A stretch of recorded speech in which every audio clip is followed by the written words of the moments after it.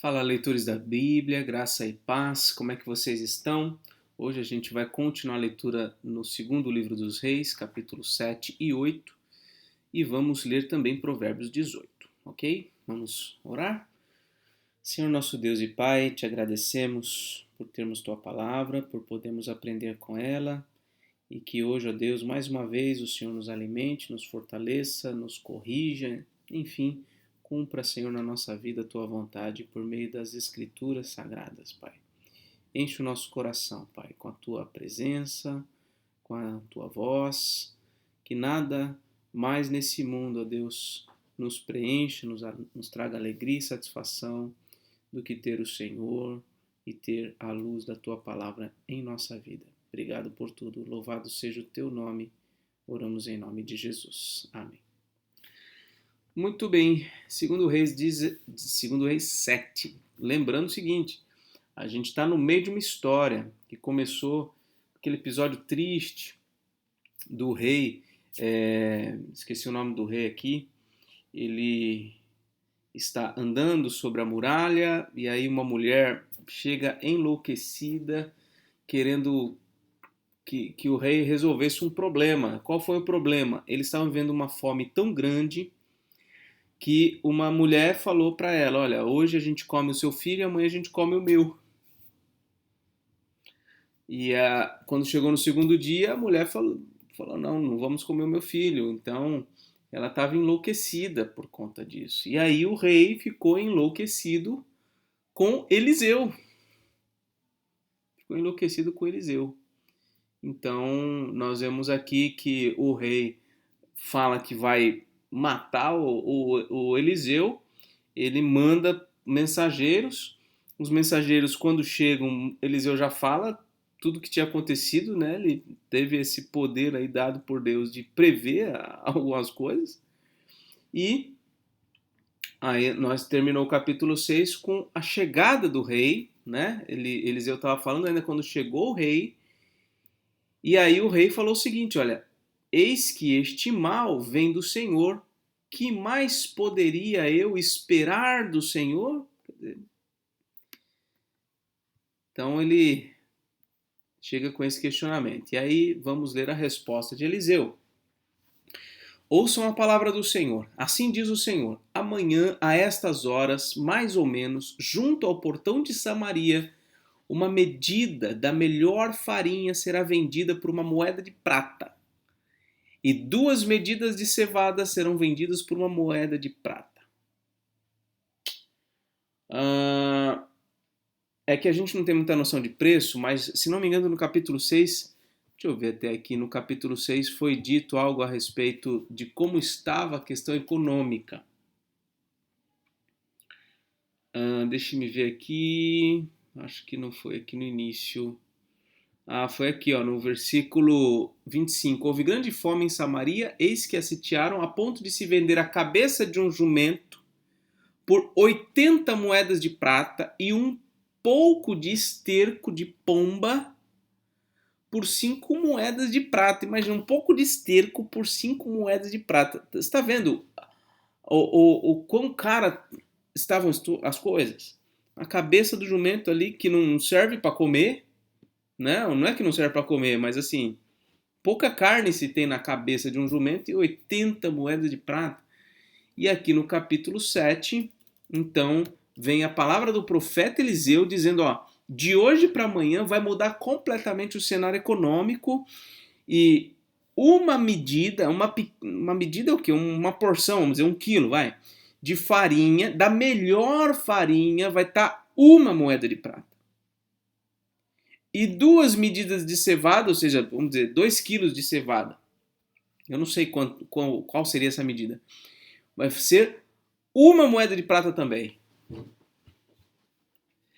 Só para você ter uma noção, seria mais ou menos o seguinte, olha, hoje, vou extrapolar aqui, hoje o litro da gasolina está R$6. Aí vem o profeta e fala, olha, amanhã de manhã, o litro da gasolina vai estar 10 centavos. Você acreditaria? Não seria impossível um negócio desse acontecer?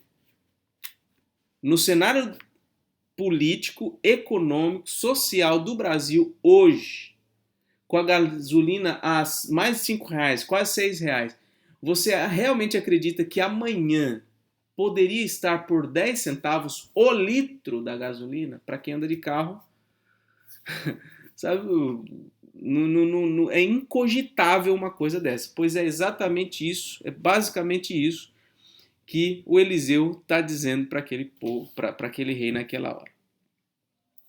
Aí versículo 2: Porém o capitão, em cujo braço o rei se apoiava, respondeu ao homem de Deus: Mesmo que o Senhor fizesse janelas no céu, será que isso poderia acontecer? E o profeta respondeu: Eis que você verá isso com seus próprios olhos, mas não comerá disso. Por que ele está dizendo isso? Porque na cabeça daquele capitão houve dúvida, houve incerteza. Não é possível. E ele não só teve dúvida, como todo mundo deve ter duvidado, mas ele verbalizou essa dúvida. Então, bom, você vai ver, mas você não vai comer. Vamos ver se isso vai acontecer mesmo? Então vamos lá. 4 homens leprosos estavam à entrada do portão da cidade. Olha como é que a história vai se construir. 4 homens leprosos estavam à entrada do portão da cidade, porque eles não podiam entrar na cidade. Eles disseram uns aos outros: Para que vamos ficar aqui sentados até morrer? Se decidirmos entrar na cidade, há fome na cidade e morreremos lá. Se ficarmos sentados aqui, também morreremos. Então vamos para o arraial dos sírios. Os sírios não estavam sitiando, lembra? Que os sírios sitiaram Israel? Então, vamos lá para o arraial do... Israel não, perdão. Sitiaram Samaria, uma cidade em Israel, a principal naquele momento. Então, olha o que eles estão propondo aqui. Ó. Vamos então para o arraial dos sírios e nos entreguemos a eles. Se nos deixarem viver, viveremos. Se nos matarem, apenas morreremos. A gente vai morrer se a gente vai ficar aqui. Então vamos tentar ir lá. De repente eles nos acolhem lá e a gente come alguma coisa lá. Ao anoitecer, eles se levantaram para ir até o arraial dos sírios. Quando chegaram às imediações do arraial, olha só, eis que lá não havia ninguém. Porque o Senhor tinha feito com que o arraial dos sírios, com que no arraial dos sírios se ouvisse um ruído de carros de guerra, cavalos e um ruído de um grande exército, de maneira que disseram uns aos outros: Eis que o rei de Israel contratou os reis dos heteus, os reis dos egípcios, e para virem contra nós. Por isso, ao anoitecer, eles se levantaram e fugiram, abandonando as suas tendas, os seus cavalos, deixaram tudo lá, os seus jumentos, deixando o arraial como estava. Fugiram para salvar a vida deles. Assim, quando aqueles leprosos chegaram às imediações do arraial, entraram numa tenda, comeram e beberam. Depois levaram dali prata, ouro e roupas. Então se foram e se esconderam tudo. Aí voltaram, entraram em outra tenda, dali também levaram o que havia e esconderam. Então disseram uns aos outros: Não é certo o que estamos fazendo. Este dia é um dia de boas novas e nós nos calamos. Se esperarmos até a luz da manhã, seremos tidos por culpados. Vamos agora, vamos anunciar isso no Palácio Real. Eles estão aproveitando ali, alguém fala ali, não, mas peraí, não está certo, vamos lá avisar o pessoal que está tudo aqui à disposição da gente. Assim eles foram e gritaram para os porteiros da cidade, anunciando o seguinte: Fomos ao arraial dos sírios e lá não vimos nem ouvimos ninguém. Encontramos apenas os cavalos e os jumentos amarrados e as tendas como estavam. Então os porteiros gritaram e fizeram anunciar a notícia no interior do palácio do rei, palácio real. O rei se levantou de noite e disse aos seus servos: Deixem que eu explique a vocês o que os sírios nos fizeram. Eles sabem que nós estamos famintos. Olha só, o rei tentando justificar a coisa, né? Os sírios sabem que nós estamos famintos, por isso saíram do arraial e se esconderam no campo, pensando assim: quando eles saírem da cidade, nós os apanharemos vivos e entraremos na cidade. Então um dos servos do rei tomou a palavra e disse: Vamos enviar alguns homens com 5 dos cavalos que ainda restam na cidade e ver o que acontece. Se morrerem, apenas terão a mesma sorte da multidão dos israelitas que já morreram. Já tinham morrido de fome, né? Provavelmente aqui muita gente. Assim, pegaram 2 carros de guerra com cavalos. E o rei enviou os homens atrás dos exércitos dos sírios, dizendo: vão ver o que está acontecendo. Então pegaram os carros de guerra, foram atrás para ver se achavam ali os sírios escondidos, emboscada, né? Versículo 15. Eles foram atrás dos sírios até o Jordão, e eis que todo o caminho estava cheio de roupas e de armas que os sírios, na sua pressa, tinham jogado fora.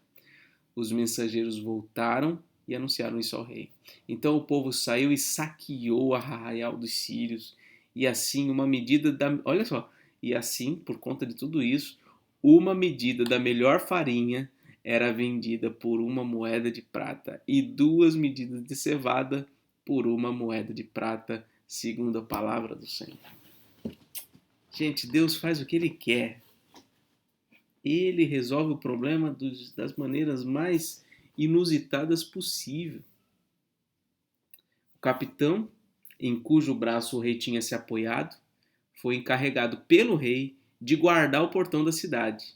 Mas o povo o atropelou junto ao portão e ele morreu, como o homem de Deus tinha dito quando o rei foi falar com ele. Assim se cumpriu o que o homem de Deus tinha falado ao rei. Amanhã, a essas horas mais ou menos, junto ao portão de Samaria, 2 medidas de cevada serão vendidas por uma moeda de prata, ou uma medida da melhor farinha será vendida por uma moeda de prata. Aquele capitão havia respondido ao homem de Deus: mesmo que o Senhor Deus fizesse janelas no céu, será que isso poderia acontecer, segundo essa palavra? Ao que o profeta havia respondido: eis que você verá isso com os próprios olhos, mas não comerá disso. E assim aconteceu com ele, porque o povo o atropelou junto ao portão e ele morreu. Quem duvida da palavra de Deus, da palavra revelada de Deus, vai acabar tendo o mesmo fim. Deus é maravilhoso e ele cumpre cabalmente o que ele fala. Então vamos lá. Segundo Reis capítulo 8. Eliseu falou àquela mulher cujo filho ele havia restaurado a vida, dizendo: levante-se, saia daqui com os membros da sua casa e fique peregrinando onde você puder peregrinar, porque o Senhor determinou que haverá uma fome neste país, a qual irá durar 7 anos. A mulher se levantou e fez segundo a palavra do homem de Deus, saiu com os de sua casa e peregrinou durante 7 anos na terra dos filisteus. Ao final de 7 anos, a mulher voltou da terra dos filisteus e foi falar com o rei para reclamar a sua casa e as suas terras. Então, Eliseu falou para a mulher: sai, porque vai ter fome. Ela saiu e foi para a terra dos filisteus, inimigos de Israel. Ela foi e ficou lá. Depois de 7 anos, ela voltou e pediu de volta a casa dela. O rei estava falando com Geazi, o servo do homem de Deus, dizendo: conte-me todas as grandes obras que Eliseu tem feito. Ele estava contando ao rei como Eliseu havia restaurado a vida de um morto, quando a mulher cujo filho ele havia restaurado a vida chegou para reclamar a sua casa e as suas terras. Então Geazi disse: ó rei meu senhor, esta é a mulher. Ele estava contando a história dela. Esta é a mulher e este é o filho dela, a quem Eliseu restaurou a vida. E o rei interrogou a mulher e ela lhe contou tudo. Então o rei colocou um oficial à disposição da mulher e lhe deu a seguinte ordem: faça com que lhe seja restituído tudo o que era dela, inclusive todas as rendas do campo, desde o dia em que deixou a terra até agora. Então veja, ela deu ouvidos ao profeta, se antecipou, saiu, depois voltou e foi abençoada, né? Quem ouve a palavra de Deus, quem espera em Deus e na sua palavra, tem recompensas, né? Eliseu e Azael em Damasco. Eliseu foi a Damasco, Ben-Hadad, o rei da Síria, estava doente, e lhe anunciaram, dizendo: o homem de Deus chegou aqui. Então Eliseu foi até Damasco falar com o rei da Síria. Então o rei disse a Azael: pegue um presente e vá encontrar-se com o homem de Deus. Por meio dele, pergunte ao Senhor Deus se vou sarar desta doença. Assim, Azael foi encontrar-se com Eliseu. Eliseu foi a Damasco, não significa que ele foi visitar o rei da Síria. O rei da Síria ficou sabendo que ele estava lá e mandou um presente para Eliseu, e Eliseu mandou um presente e perguntou se teria algum jeito de sarar daquela doença, se ele iria sarar daquela doença. Assim, Azael foi encontrar-se com Eliseu, levando consigo um presente, a saber, 40 camelos carregados de tudo que era bom de Damasco. Ele chegou, apresentou-se diante dele e disse: o seu filho Ben-Hadad, rei da Síria, me enviou para perguntar se ele vai sarar da sua doença. Eliseu lhe perguntou: vai e diga ao rei que ele certamente vai sarar. Porém, o Senhor me mostrou que ele certamente morrerá. Quer dizer, ele vai sarar, mas ele vai morrer. Eliseu olhou para Azael e tanto lhe fitou os olhos que este ficou envergonhado, e o homem de Deus chorou. Então Azael perguntou: por que meu senhor está chorando? Ele respondeu: porque eu sei o mal que você vai fazer aos filhos de Israel. Você vai pôr fogo nas suas fortalezas. Vai matar a espada os seus jovens, esmagar os seus pequeninos e rasgar o ventre das mulheres grávidas. Eliseu estava em território sírio. Ele fala com aquele homem e Deus dá para ele o conhecimento do que aquele homem faria no futuro com Israel, com pessoas de Israel. E Azael perguntou: mas o que é este seu servo, este cão morto, para fazer tão grandes coisas? E Eliseu disse: o Senhor me mostrou que você será o rei da Síria. Então Azael deixou Eliseu e voltou para junto de seu senhor, o rei, que lhe perguntou: o que foi que Eliseu disse a você? Azael respondeu: ele me disse que o Senhor certamente vai sarar. No dia seguinte, Azael pegou um cobertor, molhou-o em água e o estendeu sobre o rosto do rei até que morreu. E Azael reinou em seu lugar. Será que deu tempo do rei se curar? O fato é que talvez até a profecia do Eliseu tenha incentivado o Azael a matar o rei, né? Mas matou afogado ali com um cobertor cheio de água. Que coisa, né? Bom, vamos lá, versículo 16. No quinto ano do reinado de Jorão, filho de Acabe, rei de Israel, então era Jorão quem estava reinando em Israel nesse período, quando Josafá ainda reinava em Judá, Jeorão, filho de Josafá, rei de Judá, começou a reinar. Então, no quinto ano do Jorão, o Jeorão, filho de Josafá, começou a reinar. Ele tinha 32 anos de idade quando começou a reinar e reinou 8 anos em Jerusalém. Agora, então, o foco vai para Judá. O rei Jeorão assumiu o trono e reinou durante 8 anos. Ele andou nos caminhos dos reis de Israel, como também fizeram o da casa de Acabe, porque era casado com uma filha dele. E Jeorão fez o que era mal aos olhos do Senhor, porém o Senhor não quis destruir Judá por amor a Davi, seu servo, segundo a promessa que ele havia feito de dar uma lâmpada a ele e a seus filhos para sempre. Então esse Jeorão, filho de Josafá, Josafá foi um rei muito bom, temente a Deus, andou no caminho do Senhor, porém o filho dele, o Jeorão, andou no caminho dos reis de Israel. Né? Então ele cometeu pecados tais como os dos reis de Israel. Nos dias de Jeorão, os edomitas se revoltaram contra o poder de Judá e constituíram seu próprio rei. Por isso Jeorão foi a Zair com todos os seus carros de guerra. Ele se levantou de noite e atacou os edomitas que o cercavam e os capitães dos carros de guerra.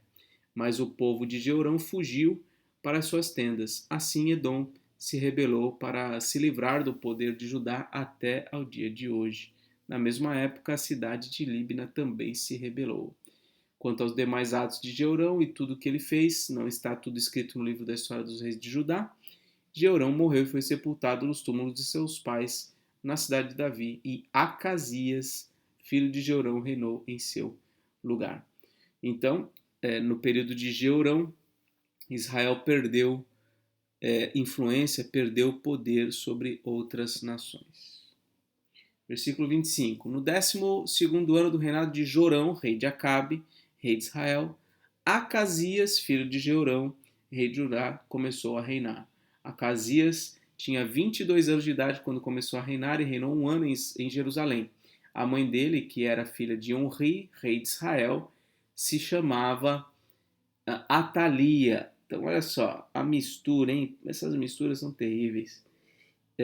Acasias é filho de Onri, perdão, é filho de uma mulher que era filha de Onri, rei de Israel, que se chamava Atalia. Então, mas vamos lá. Acasias andou no caminho da casa de Acabe e fez o que era mal aos olhos do Senhor, como os da casa de Acabe, porque era casado com uma filha dele. Então, nesse momento, Judá está muito parecido com Israel. Já está distante aí do caminho do Senhor.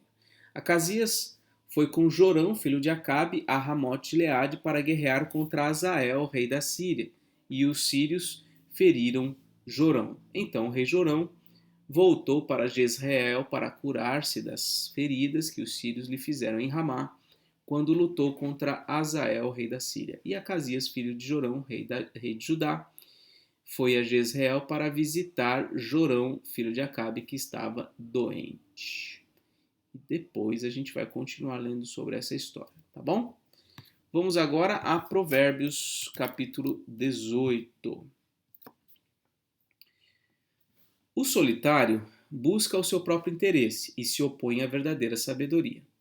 O tolo não tem prazer no entendimento, mas apenas em externar o que pensa. Com a maldade vem também o desprezo, com a desonra vem a vergonha. As palavras de uma pessoa são águas profundas, e a fonte da sabedoria é um ribeiro que transborda. Não é bom ser parcial com os ímpios, para torcer o direito contra os justos. Os lábios do tolo entram na discussão, e a sua boca clama por açoites.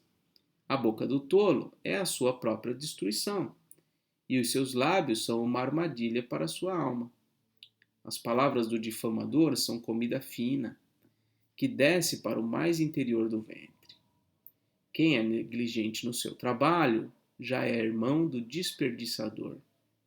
Torre forte é o nome do Senhor. O justo corre para ela e está seguro. Os bens do rico são a sua cidade fortificada, e segundo imagina, uma alta muralha. Antes da ruína, o coração humano se gaba, mas a humildade precede a honra.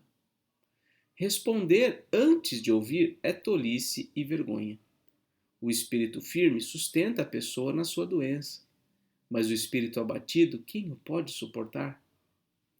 O coração do sábio adquire o conhecimento, e o ouvido dos sábios procura o saber. Um presente que se dá abre portas e leva alguém à presença dos grandes. O primeiro que pleiteia a sua causa parece justo, até que vem o outro e o examina. O sorteio põe fim às rixas e decide questões entre os poderosos. Um irmão ofendido resiste mais que uma fortaleza. E as rixas são como as trancas das portas de um castelo. Do fruto da boca o coração se farta, do que produzem os lábios ele se satisfaz. A morte e a vida estão no poder da língua. Quem bem a utiliza come do seu fruto. Quem acha uma esposa acha o bem, recebeu uma bênção do Senhor. O pobre fala com súplicas, mas o rico responde com dureza. Quem que tem muitos amigos pode cair em desgraça, mas há amigo mais chegado que um irmão. Muito bem, essa foi a leitura de Provérbios 10, muitos versículos aqui, temas bastante aleatórios. Selecione algum deles aí e deixe nos comentários aqui embaixo do vídeo, tá bom? Então essa foi a leitura de hoje. Que Deus te abençoe, um forte abraço e até mais se Deus quiser.